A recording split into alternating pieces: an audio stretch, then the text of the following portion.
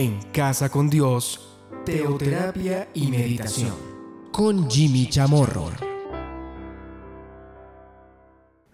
Muy buenos días, bienvenidos a Teoterapia y Meditación, el primer espacio del día en torno a Dios.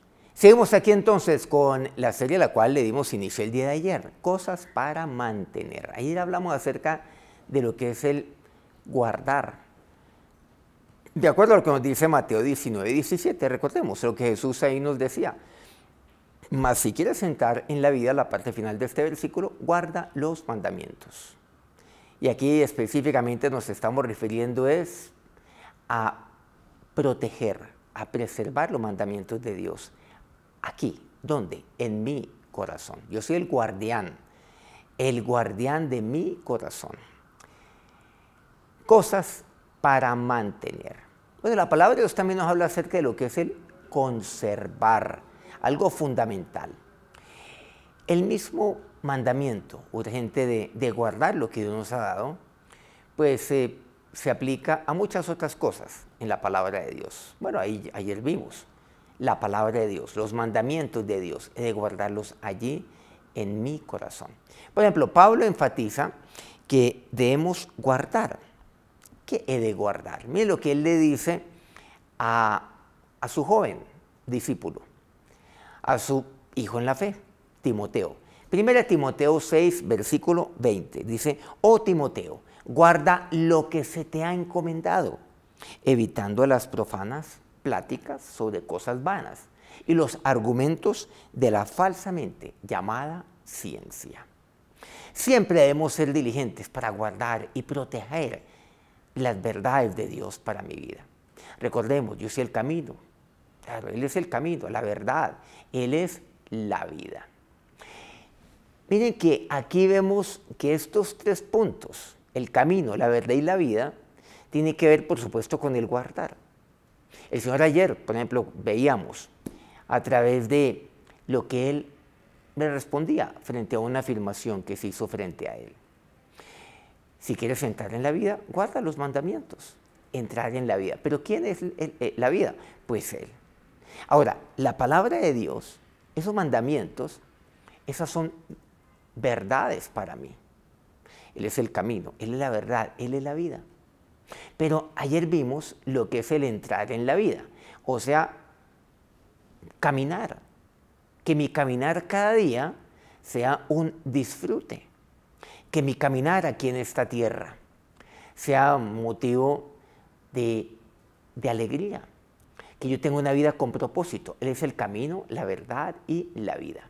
Pero ¿qué tengo que hacer? Guardar. Y aquí que lo que Pablo le dice a su discípulo Timoteo, guarda lo que se te ha encomendado, guarda lo que se te ha confiado. Dios a mí me ha confiado esto, me ha confiado la palabra de Dios, para que yo la guarde en mi corazón, la proteja, preserve la palabra de Dios. ¿Saben que eso es lo que Dios a usted le ha encomendado? ¿Y le ha encomendado para qué? Para que usted pueda vivir con propósito, pueda tener una vida con propósito, una vida con sentido. ¿Y de qué manera? ¿Qué me dice? No te desgastes, Timoteo, en aquellas cosas vanas, en hablar, pues aquí dice, en profanas pláticas. O sea, sobre cosas vanas. Nada tiene que ver. Son tonterías, es lo que me dice. Y no te metas ni en profanas pláticas ni en argumentos, tampoco. Esos argumentos de la falsamente llamada ciencia. No, guarda todo esto.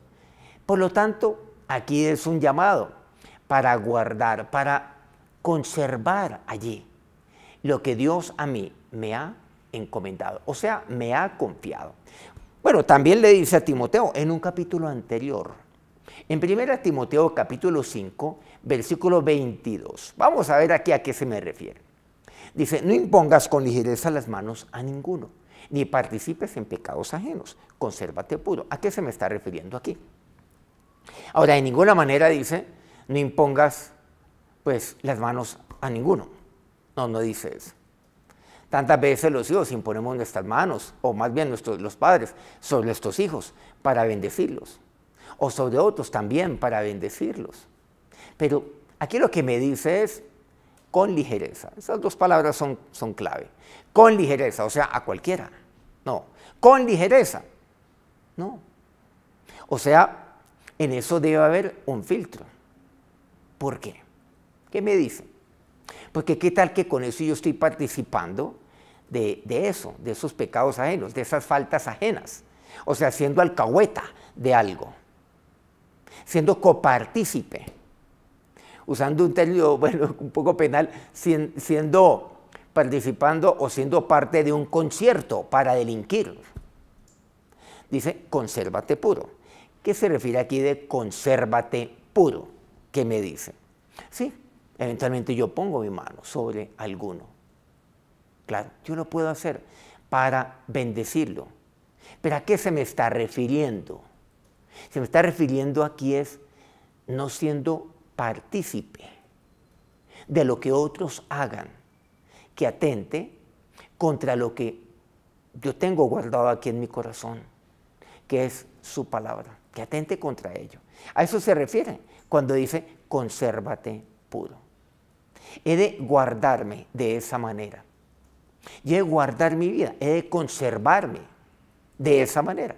No olvidemos que usted y yo somos los guardianes de nuestra vida, o concretamente de nuestro corazón.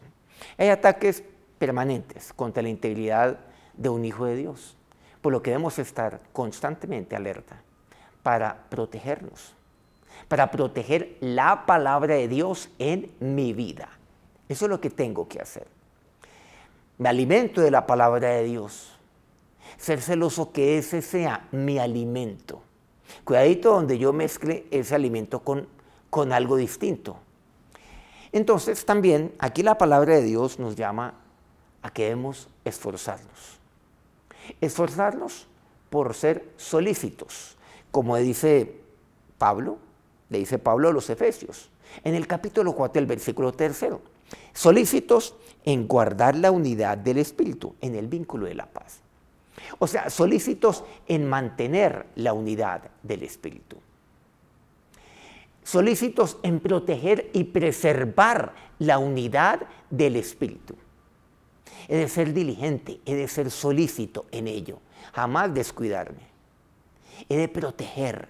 No olvidemos, vean, aquí hay algo fundamental frente al tema de la protección y del preservar.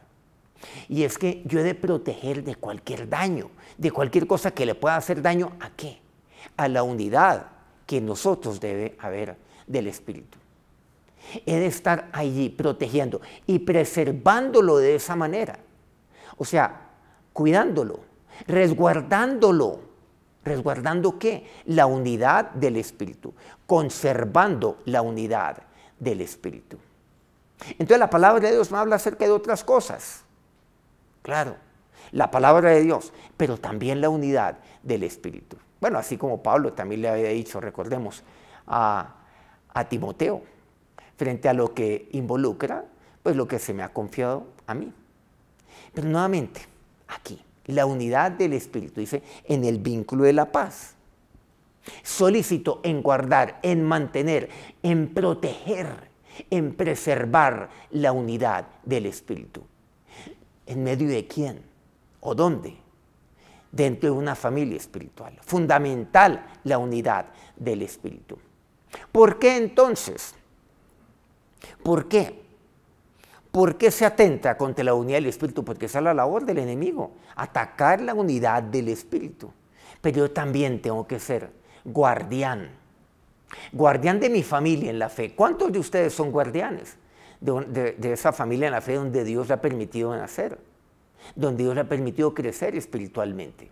Bueno, lo primero, usted tiene que, claro, guardar la palabra de Dios en su corazón, o sea, proteger, preservar esa palabra de Dios en su corazón. Pero igualmente, una vez usted haga esto, también guardar la unidad del Espíritu. Cuidado con aquellos que causan división. Usted es aquel entonces guardián, proteja, preserve. Y esa fue la exhortación de Pablo a los Efesios, en el vínculo de la paz. Todo aquello que atente contra la paz, que atente contra la unidad del Espíritu, debe rechazarse. Tengo que estar vigilante, ¿por qué? porque esto nunca falta.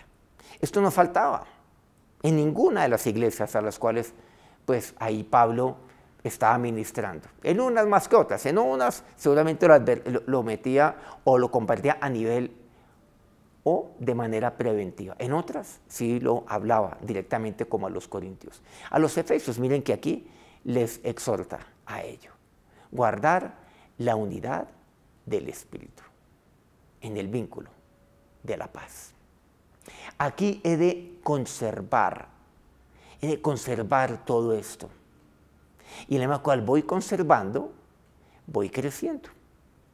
Vamos entonces creciendo, voy creciendo en mi vida personal, pero también vamos creciendo nosotros como familia.